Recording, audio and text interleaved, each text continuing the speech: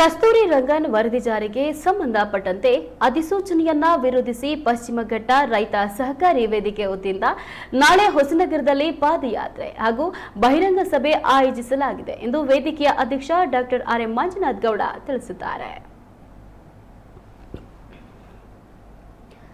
ಶಿವಮೊಗ್ಗದಲ್ಲಿ ಸುದ್ದಿಗೋಷ್ಠಿಯಲ್ಲಿ ಮಾತನಾಡಿದ ಅವರು, ನಾಳೆ ಬೆಳಗ್ಗೆ 9 ಗಂಟೆಗೆ ಕಾರಕಡಿಯ ಶ್ರೀ ಸಿದ್ಧಿವಿನಾಯಕ ದೇವಸ್ಥಾನದಿಂದ ಹೊಸನಗರದವರೆಗೆ ಪಾದಯಾತ್ರೆ ನಡೆಯಲಿದ್ದು, ಬಳಿಕ ಹೊಸನಗರ ಬಸ್ ನಿಲ್ದಾಣದ ಬಳಿ ಬಹಿರಂಗ ಸಭೆ ನಡೆಯಲಿದೆ ಎಂದರು. ಇನ್ನು ಸೆಪ್ಟೆಂಬರ್ 3ರಂದು ಬೆಳಗ್ಗೆ 9 ಗಂಟೆಗೆ ಅವಿನಹಳ್ಳಿ ಶ್ರೀ ದುರ್ಗಾಂಬಾ ದೇವಸ್ಥಾನದಿಂದ ಸಾಗರದವರೆಗೆ ಪಾದಯಾತ್ರೆ ನಡೆಸಿ ಗಾಂಧಿ ಮೈದಾನದಲ್ಲಿ ಬಹಿರಂಗ ಸಭೆ ಆಯೋಜಿಸಲಾಗುತ್ತೆ. ಇನ್ನು ಸೆಪ್ಟೆಂಬರ್ 7ರಂದು ತೀರ್ಥಹಳ್ಳಿಯಲ್ಲಿ ಹಾಗೂ ನಂತರ ಶಿವಮೊಗ್ಗ ಮತ್ತು ಶಿಕಾರಿಪುರದಲ್ಲೂ ಪಾದಯಾತ್ರೆ ಹಾಗೂ ಬಹಿರಂಗ ಸಭೆಗಳನ್ನು ನಡೆಸಲಾಗುತ್ತೆ. ಅಂತಿಮವಾಗಿ ಶಿವಮೊಗ್ಗದ ಫ್ರೀಡಂ ಪಾರ್ಕ್ನಲ್ಲಿ ರೈತರ ಬೃಹತ್ ಸಮಾವೇಶ ಹಮ್ಮಿಕೊಳ್ಳಲಾಗುತ್ತೆ ಎಂದು ತಿಳಿಸಿದರು.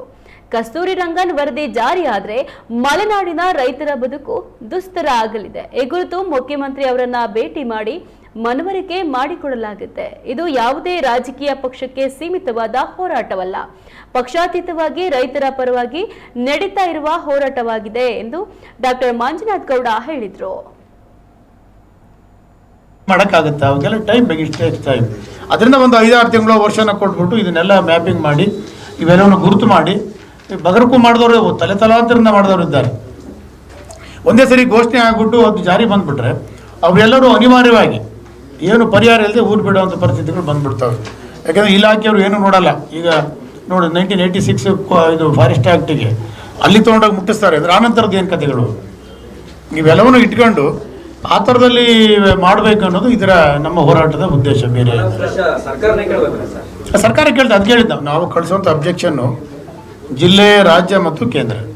ಜಿಲ್ಲೆ ಮೂಲಕ ಏನು ಜಿಲ್ಲಾಧಿಕಾರಿಗಳ ಮೂಲಕ ರಾಜ್ಯ ಸರ್ಕಾರ, ಅದು ಮುಖ್ಯಮಂತ್ರಿಗಳು, ಅರಣ್ಯ ಮಂತ್ರಿಗಳು ಮತ್ತು ಮುಖ್ಯ ಕಾರ್ಯದರ್ಶಿ ಅರಣ್ಯ ಇಲಾಖೆ. ಕೇಂದ್ರದಲ್ಲೂ ಕೂಡ ಅರಣ್ಯ, ಪರಿಸರ ಮತ್ತು ಹವಾಮಾನ ಬದಲಾವಣೆ ಇಲಾಖೆ ಏನಿದೆ ಪ್ರತಿಯೊಬ್ಬರಿಗೆ ಬದಲಾವಣೆ ಅಲ್ಲಾಗಬೇಕು. ಇಲ್ಲೇನು ಮಾಡೋಕ್ಕೆ ಬರೋದಿಲ್ಲ. 1986 ಫಾರೆಸ್ಟ್ ಆಕ್ಟ್ ಅಮೆಂಡ್ ಎಕ್ಸರ್ಸೈಸ್ ಆಯ್ತು. ಅದು ಇಂಡೋರ್, ಅದು ಜನರ ಮಧ್ಯೆ ಹೋಗಲೇ ಇಲ್ಲ. ಗ್ರಾಮ ಸಭೆಗಳನ್ನು ಮಾಡಬೇಕಾಗಿತ್ತು, ಗ್ರಾಮದ ಜನರನ್ನ ವಿಶ್ವಾಸಕ್ಕೆ ತೆಗೆದುಕೊಳ್ಬೇಕಾಗಿತ್ತು, ಅದು ಮಾಡಲಿಲ್ಲ. ಈಗ ಹ್ಯೂಮನ್ ಹ್ಯಾಬಿಟೇಷನ್ಸು, ಇನ್ಫ್ರಾಸ್ಟ್ರಕ್ಚರ್ಸು, ಅವರ ಕೃಷಿ ಭೂಮಿ ಇವೆಲ್ಲವನ್ನೂ ಕೂಡ ಅವು ಸೂಕ್ಷ್ಮ ವಲಯ ಅಲ್ಲ. ಈಗ ನಂದು ನಿಮ್ಮದು ಮನೆ ಒಂದು ಹಳ್ಳಿಲಿದ್ದರೆ ಅದನ್ನು ಸೂಕ್ಷ್ಮ ವಲಯದಲ್ಲಿ ಸೇರಿಸಿದ್ದಾರೆ. ಅದು ನಮ್ಮಿಬ್ಬರು ಮನೆಯೂ ಸೂಕ್ಷ್ಮ ವಲಯ, ಅದರ ಗತಿಯೇನು ಈಗ ಆ ಸ್ಥಿತಿ ಆಗಿದೆ. ಈಗ 473 ವಿಧಾನಸಭೆಯನ್ನು ಕೂಡ ಕರಿತೀವಿ ಅಂತ ಹೇಳಿದ್ದಾರೆ.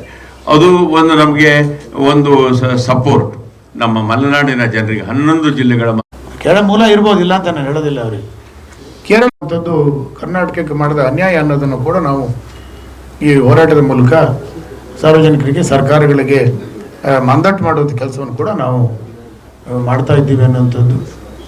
ಅದರಿಂದ ನಿಮ್ಮೆಲ್ಲರ ಸಹಕಾರ ಭಾಳ ದೊಡ್ಡದು. ಇದು ಜನರ ಚಳುವಳಿ, ಭಾಳ ವರ್ಷಗಳ ನಂತರ ಇಷ್ಟು ದೊಡ್ಡ ಜನರ ಚಳುವಳಿಯನ್ನು ರೂಪಿಸೋದಕ್ಕೆ ಆಗಿಲ್ಲ. ನಾವು ಮಾಡಿದ್ವಿ ಇದನ್ನು 13ನೇ ಇಸ್ವಿಯಿಂದನೂ ಇದಕ್ಕೆ ನಾವು ಮಾತಾಡಿದ್ದೀವಿ. ಅಲ್ಲಲ್ಲಿ ಪಾದಯಾತ್ರೆಗಳು ಮಾಡಿದ್ದೀವಿ, ಸರ್ಕಾರಕ್ಕೂ ಹೇಳಿದ್ವಿ ನಾವು. ಸರ್ಕಾರಗಳು ಕೂಡ ಕಾಲಕ್ಕೆ ಆಕ್ಷೇಪಣೆಯನ್ನು ಸಲ್ಲಿಸಿದ್ವು. ಅದಿಷ್ಟು ಗಂಭೀರವಾಗಿ ಯಾವುದೇ ಸರ್ಕಾರ ತಗೊಂಡಿರಲಿಲ್ಲ ಅನ್ನುವಂಥದ್ದು ನಮಗಲ್ಲಿದ್ದಂಥ ಒಂದು ಥರದ ದುಗುಡ.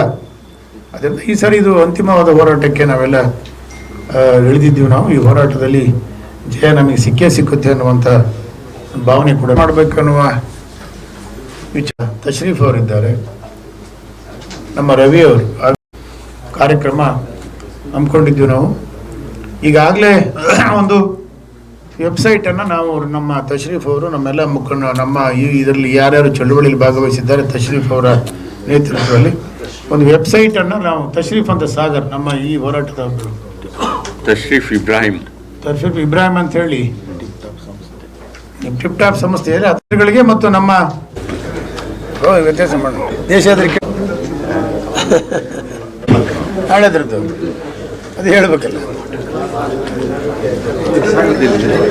ಮಾಡಬೇಕನ್ನು ನಾವು ಗ್ರಾಮಗಳ ಮೊನ್ನೆ ಅವರು ವ್ಯತ್ಯಾಸ ಮಾಡ ಬಾರಪ್ಪ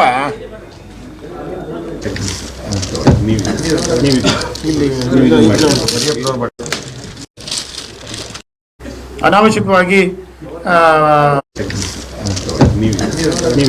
ಇಲ್ಲಿ ಸೇವ್ ಫಾರ್ಮರ್ಸ್ ಅಂತ